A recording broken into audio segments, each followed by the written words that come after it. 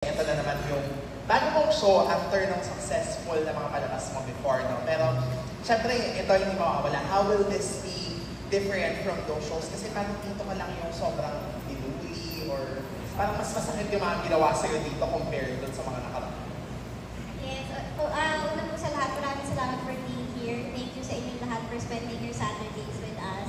And yung sa question mo naman, Jimmy, oo, parang mas sa lahat ng nagawa ko, ito po yung isa sa matindi yung mga hirap na pinagdaanan. And at the same time, iba siya sa mga nagampanan ko na po na roles kasi nga, lawyer siya dito.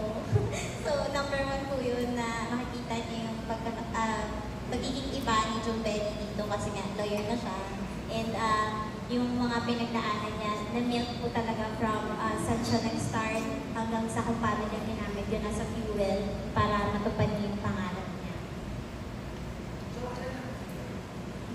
Ayan. Ano lang din yung reaction mo kasi kanina nabanggit ni Miss Jamie na sa'yo pala talaga mismo inspired yung story and they conceptualize it for you. Parang wala namang ibang pwede magbida kundi ikaw. Sobrang pinilig ako ngayon ko lang narinig yun. Salamat natin, Jamie. Ngayon ko lang narinig na sinabi po ng mga writers. So, sobrang overwhelmed po ako kasi ayun, laki ng tiwala na binigay niyo sa akin na ginawa niyo to for me. Thank you, thank you.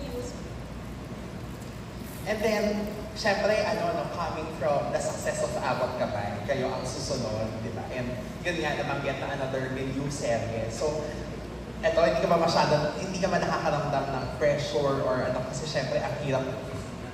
Oh. Sa totoo lang po, malaki yung pressure. Sobrang laki ng pressure, hindi lang po sa akin, sa aming lahat. Sa Direk, syempre sa production team, sa lahat po ng co-actors ko. But at the same time, I think it's a good pressure naman kasi mas magsisikap kami na magawa rin ng maganda, magampanan ng maayos yung mga characters namin kasi nga yung sinundan namin din is napakagandang show. Okay, ayun. Paano yung naging pag-aaral mo rin, no? Para magampanan ng mabuti si Attorney Lilet? Kasi yun nga, dito pa lang yung mga ginagamit ng words, yung jargon talaga ng law, di ba? Na legal. Nanood po kami, pinanood ako nila Direk John ng series and pina-attend din po kami ng court hearing talaga with the production team bago nag-start yung taping ng Lilet Matias. And every court scene po may kasama kami na lawyer talaga. Attorney Ben, yun po yung tumutulong din sa amin. At the same time po, pag sinusulat nila Ate Jamie, meron din naman silang consultant. And kapag may mga questions kami, kasi di ba mahirap magbitaw ng lines kapag hindi namin talaga naiintindihan. So, tulungan po talaga. Pag may hindi ako naiintindihan, tinatanong ko si Direk Peps, Direk Joe, si Direk Adolf, and guide naman po na talaga nila kami bawat eksena. Gano'ng katagal bago ka nasanay with her? Wala po, hanggang ngayon hindi pa rin ako sanay. Hindi pa rin ako sanay hanggang ngayon. So, maganda rin naman na siguro, para sa akin maganda rin po na hindi ako sanay kasi it keeps me on my toes every time kasi kailangan ko talagang pag-aralan. Hindi ko pwedeng sabihin na kaya ko na siyang mali-mali. Hindi talaga. Mahirap po eh. Yeah. Thank you, Joe. Last question lang po for either Miss Cheryl or Miss Ali. Kasi, yun nga po, coming from the success of Abot Kamay and now may bago tayong menu serye na parang naku-curious din yung mga tao kasi ito yung mundo na hindi masyadong pinapasok pagdating sa soap, di ba? So, pagdating po ba sa afternoon prime, medyo may conscious effort na mag-attend ng mga ganitong klaseng kwento na hahaluan niyo pa rin ng drama pero merong parang educational aspect doon sa hindi pinapasok na world usually.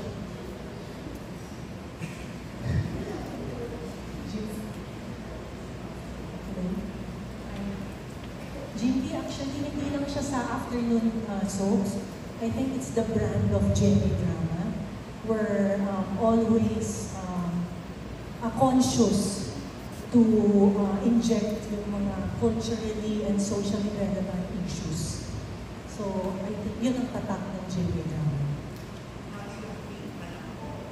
Hello? Ayun. How do you think po na etong bago niyong show, how will it replicate siguro the success of Afternoon Prime and, of course, Abot Kamay?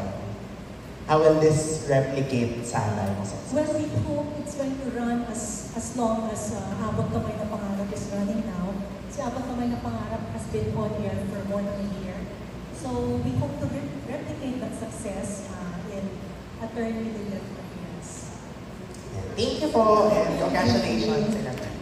Ay, Yes, Miss Annie. Ako po nga lang kami tinatawag. Pinabaki-baki yung pangalan ko siya sa mga nasabi. It's very much chance.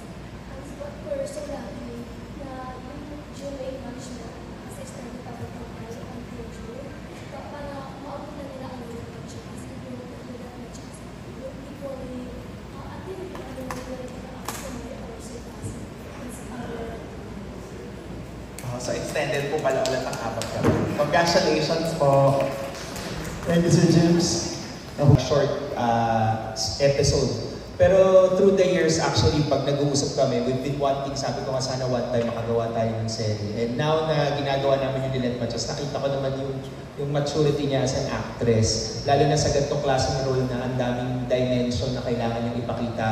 Aside from makikita mo yung kanyang public persona as a lawyer, she also has to deal with a lot of things in her personal life as Lilith Matias, di ba? Katulad ng sinabi ni Jamie kanina, yung family issues niya, and of course, yung struggle niya with her co-workers. So, lahat yun, I think, pinaghandaan naman ni Jo. And so dun sa mga eksena, nakita ko kung paano rin niya ginawa na iba dun sa mga ibang series na nagawa niya before.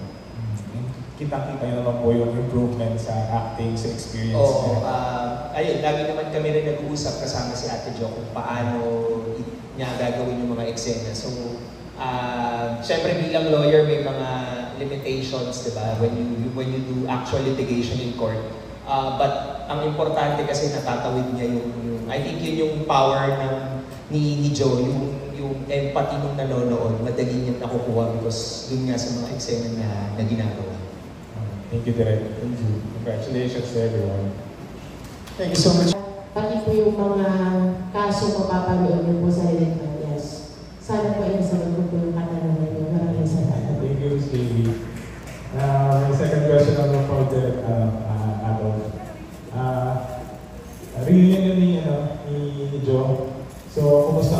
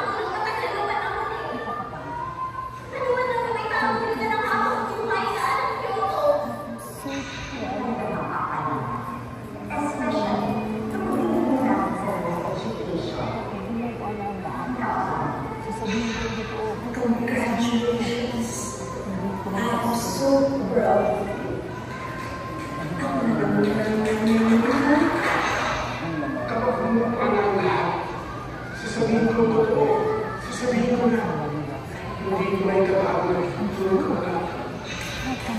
wala yung mga lawyers. Ang pagtanggol ng mga nakagaya. Kilala ko mga kliyente na. Kasi you want somebody that's cutthroat and shrewd. Not somebody sweet and timid like her.